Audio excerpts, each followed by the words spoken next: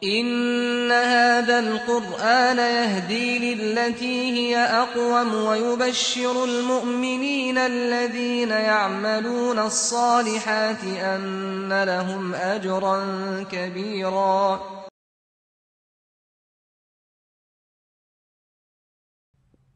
سورة مائدة هۆکاری ناوندرانی بەو ناوەوە نامدراوە سوورەتی مائیدە کە یەکێکە لە موعجیزەکانی پێغەمبەر عیسا سەلامی خوای گەورەی لێبێت کە قەومەکەی داوایان لێکرد بەوەی کەوا داوا لە خوای گەورە بکات تا سفرە و خوانێکیان لە ئاسمانەوە بۆ دابەزێنێت تا لێی بخۆن و زیاتریش دڵیان جێگیر بێت لەسەر ئیمان و باوەڕ.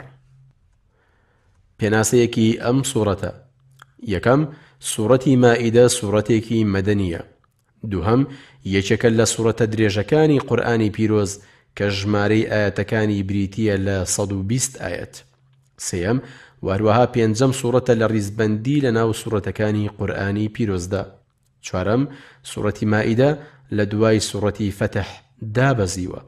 پێنجەم، بە یەکێک لە هۆکارەکانی بانگکردن دەست پێ دەکات کە دەفەرموێت یا ئەیها الذین ئامنوا. تەوەرەکانی ئەم سوورەتە: سوورەتی مائیدە لە سوورەتە درێژەکانە و وەک هەموو سوورەتە مەدەنیەکانی تر باس لە کۆمەڵێک حکم و بابەتی تەشریعی دەکات. ئەبوو مەیسەرە دەڵێت سوورەتی مائیدە لەو سوورەتانەیە کەوا لە کۆتاییەکانی قورئاندا بەزیوە، بۆیە هیچ شتێکی مەنسوخی تێدا نییە و نزیکەی 18 فەریزە و واجبی لەخۆ گرتووە.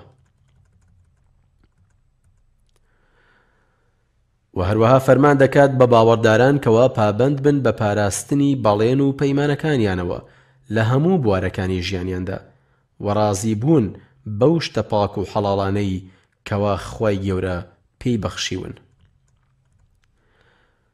و خۆپارێزیکردن و دوورکەوتنەوە لە حرامکراوەکان و بڵاوکردنەوەی عەدالەت و دادگەری لە کاتی هەڵسوکەوتکردن لەگەڵ یەکتریدا.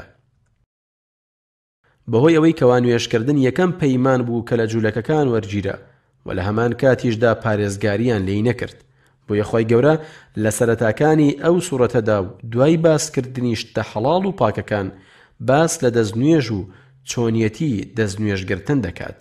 و لە لایەکی ترەوە خوای گەورە نیعمەتەکانی خۆی بیر بەندەکانی دەخاتەوە لە ناردنی شەریعەت و پێغەمبەر صلی الله علیه وسلم کە دینی خوای گەورەی پێ ڕاگەیاندون و هاندانی تێدایە بۆ بڕواداران بەوەی کەوا واز بهێنن لە حرامکراوەکان بە هەموو جۆرەکانیەوە بەتایبەت تاوانە گەورەکان.